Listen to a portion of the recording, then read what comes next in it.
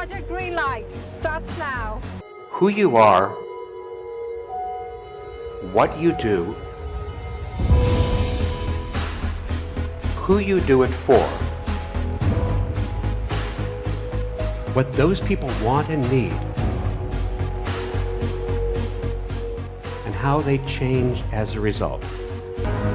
I feel very strongly that we are who we choose to be. There's a redemptive power that making a choice has, you know, rather than feeling like you're at effect to all the things that are happening. Make a choice. Like, you just decide what it's going to be, who you're going to be, how you're going to do it. Just decide. And then from that point, the universe is going to get out your way.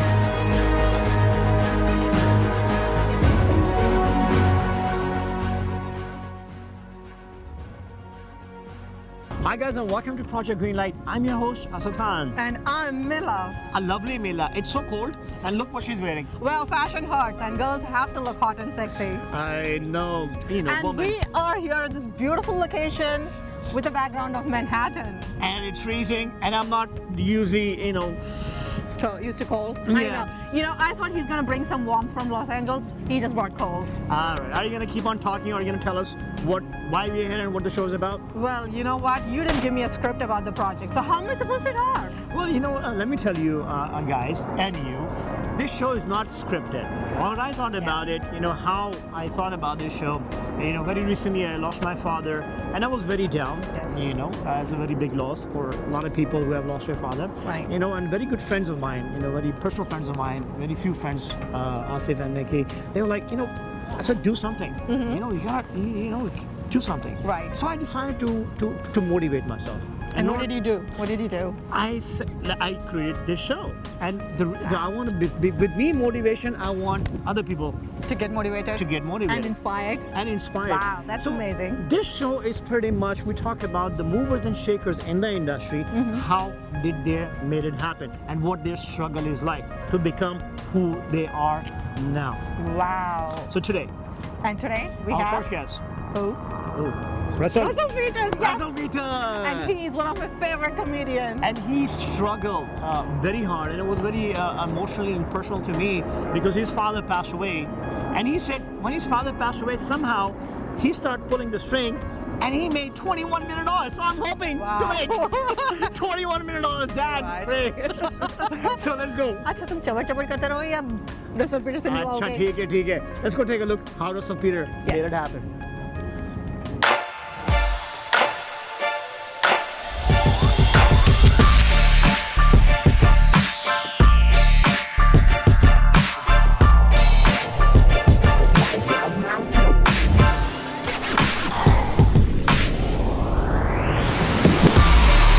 I started doing stand-up comedy in 1989 in Canada, Toronto specifically, and I just did what I love to do, and here we are 25 years later, and well, it's 24 years, but I like to add up, and I'm still happy doing what I do.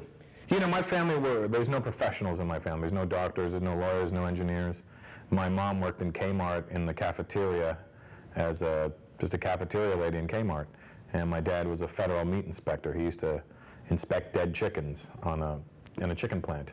So, my parents never had any hopes for me to go on to anything greater than that because I was a horrible student in school. And but they knew that there was something that they knew that I do things according to how I want to do things. And fortunately, they gave me the freedom to let me do what I needed to do, and here we are today. Never ever thought that I would be who I am today. I would have just been happy being a comic on the road, anonymously, but being good at my job and loving it the same way I do. Fortunately, I got, somebody upstairs had better plans for me than I had, so I'm not going to argue with them on that. Well, there was a time in 2003, when I shot the special that made me, quote-unquote, famous. I would say popular more than famous. When I shot that special in August of 2003, I was dead broke. Like, when I say dead broke, I mean I was in debt. I had no money, and they paid me $7,500 for that show. And I remember getting the check and just signing it over to whoever I owed the money to, and I was just still at broke and still in debt, but in a little bit, $7,500 less debt at the time. And I just, at that time, just thought, man, I got to do something to, this better turn around for me, because I'm getting in a hole here that I'm afraid I won't be able to get out of. I went from being dead broke to, making $21 million last year. I always feel like my dad, after he passed away, is when everything started to happen in my career. So I kind of feel like he went on to the other side and started pulling strings for me, and he makes it possible for me to have the success I have, or give me the brain power to think the way I need to think. My advice to the young up-and-coming comics is to do it for the love. Don't do it because you're looking at the success I have. That's not guaranteed. You have to understand that's not just an anomaly for an Indian person. That's an anomaly for any comic. That's something that does not happen for the best of them. And I've been lucky to have the success that I have, but I would be just as happy, again, being a road comic, doing what I love. When I was in India, they have these three-wheeler taxis, and I was with my cousin. I go, hey, should I call a taxi? She goes, no, I will. Oi! Fatfadiya! Oh, what? Fatfadiya! That's the noise they make. Fatfadiya, fatfadiya, fatfadiya, fatfadiya.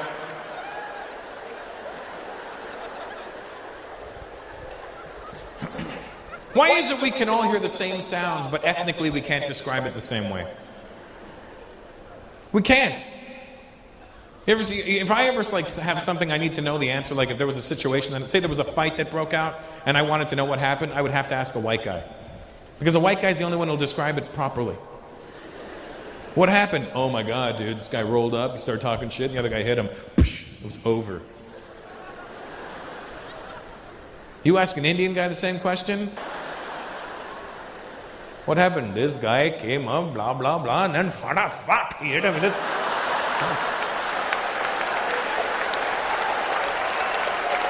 You heard fat?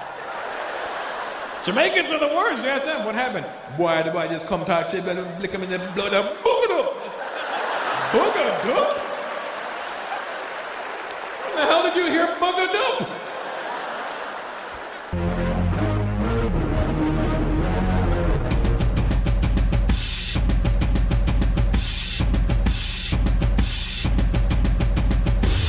बाल सही कर दियो। Show शुरू हो गया। देखा show शुरू हो गया, बाल सही कर दिए। बाल उड़ रहे हैं तो मैं क्या करूं? सर्दी में सर्दी लग रही है लेकिन बस बाल सही कर दिए इन्होंने। Fashion.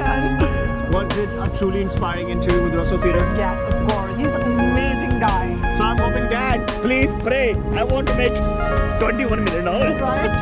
And आधा मुझे भी देना. अच्छा दे देंगे। And talking about who's our next guest? Oh, she is an amazing woman. Her name is Iram Parveen, and she's from Pakistan. You know, one thing is about Iram, she's a very good friend of mine as well too. You know, Mila, it's very interesting and was very inspiring. Iram started her career, as a filmmaker when there was hardly any films were getting made in Pakistan. Right. But you know what her motivation was? She said, if I don't do it now, I will never do it. Wow. And you know what? She was a scientist. And she was a scientist. That's Right. what she was studying. Yes. But her passion led into the filmmaking. So let's go talk to her and see how did she made it happen.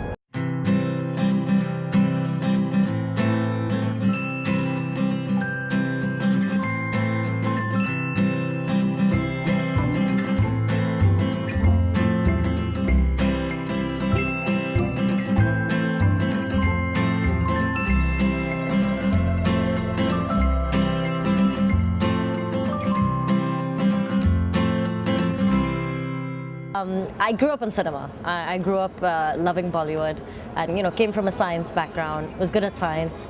And I don't know, I realized very quickly that maybe I was too impatient to be a scientist. Like, I didn't want to be sitting in a lab in a sub-basement and maybe make a discovery that maybe becomes something really big. And it does benefit humanity, but, say in 100 years, I wanted to make an impact now. And I wanted to be interactive with people and sort of see emotions. and I didn't feel like science was giving me that. So I decided to take something which I think is more challenging than science, which is filmmaking, and I was wrong because you need to be even more patient to be an independent filmmaker. So I guess that's the story, and I just jumped, and I was really young when I made the switch, and I think that I didn't realize exactly how tough this was going to be, and now I'm in it, for better or for worse. लोग अक्सर पूछते हैं कि देखा independent cinema में तो पैसा नहीं है, स्ट्रगल इतनी है, तो क्या कर रही हो? मेरे लिए ज़्यादा आसान है. मेरे लिए it's easier to be free rather than sort of slaving away for someone else's vision and working for like big budget commercial films that you don't believe in.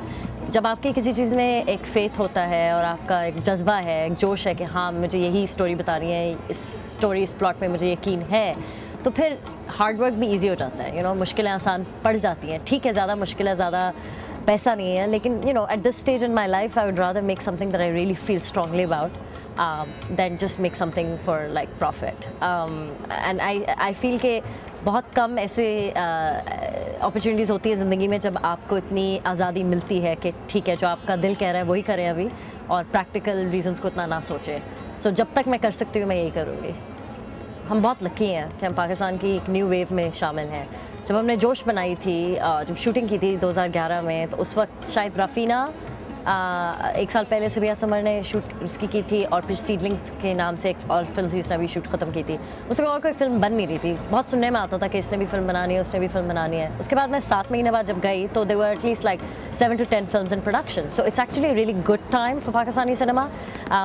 Nadeem Manviwala, a very noted distributor, actually says कि ये revival नहीं है, rebirth है, and I completely agree with him. This was not the case when I went into filmmaking.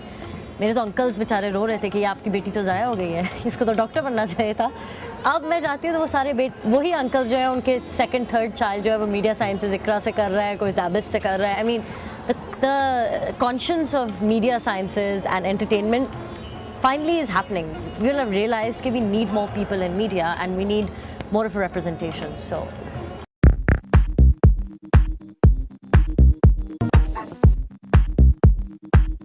Wow. They are so amazing and inspiring. What a great start. What an inspiration. What a motivation. Russell definitely inspired me. And for me both. Of course. Yeah, you know what? I'm going to take a movie too, and पीछे पीछे आओगे कोई role देने के लिए. अच्छा अभी ये शो स्टार्ट किया नहीं है, होस्ट बनी नहीं है, मूवी की ऑफर भी आ गई है. अभी लगता है. That's how inspiring she is. I should get her autograph now before she leaves me, right? You better, yeah. I better do. Yeah. So what an amazing start what we have. So don't forget to tune in because we're going to have an interesting show week after week, and we're going to talk to more people, more interesting people, and that's going to make you think. That's going to make us think incredible. Think better.